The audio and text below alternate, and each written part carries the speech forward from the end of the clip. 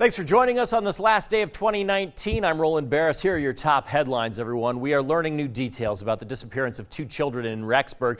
Police say at this point they do not believe the children's lives are in danger, but they also think the mother knows where the kids are. Police want the parents of Tylee Ryan and Joshua Vallows to come forward with information on the children's location and also about their welfare. But so far, they say the parents have not been cooperative.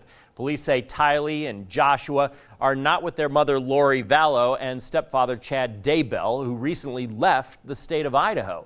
Tylee and Joshua haven't been seen, in fact, since September. Police are asking anyone with information to contact them. No charges have yet been filed in this case.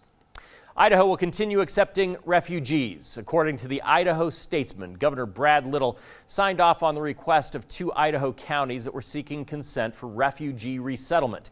This week and last, Governor Little sent letters to Secretary of State Mike Pompeo expressing his support of both Ada County's and Twin Falls County's requests for refugees. One former refugee who's lived in Idaho for 20 years and now leads a nonprofit helping children in need says he was proud of his governor for this decision.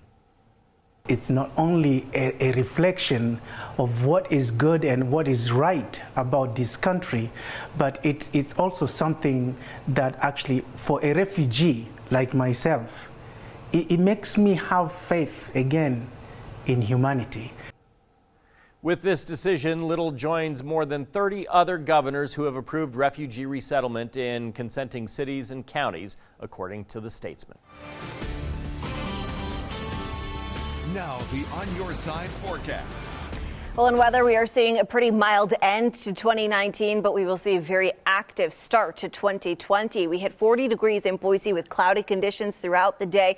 38 degrees this evening with a light breeze out of the southeast at 13 miles per hour. We are starting to see some precipitation moving into some areas of the western Treasure Valley, and that winter weather advisory is now in place for most mountain locations across central Idaho, where we are expecting 6 to 12 inches of snow over the next 24 hours. That will stay in place until Wednesday, 11 p.m. That's when we'll really start to be drying up, but quite a bit of precipitation is expected to move through overnight tonight in time for New Year's Eve celebrations at midnight and through the day on Wednesday.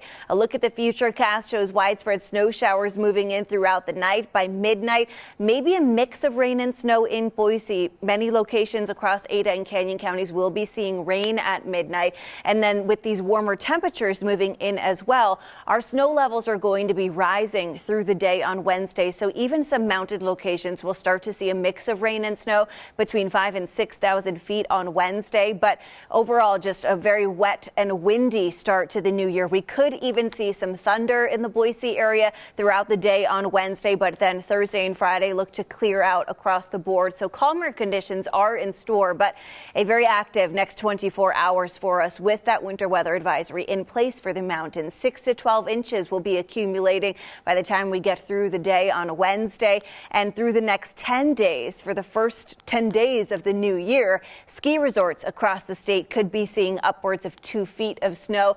Brundage could be seeing 34 inches, 25 possible for Tamarack. We'll keep an eye on this as we get closer, but generally speaking, at least 6 to 12 inches of fresh snow to start off the new year for many ski resorts across the state. Great news there for many people. As far as temperatures in the Treasure Valley go, we'll be above average for the next 7 days, with temperatures getting into the 40s all the way through next weekend. The big story, though, is New Year's Day. Very wet weather expected, windy conditions in the afternoon with a high of 43 degrees. To see the latest news and weather headlines, just head to 6onyourside.com.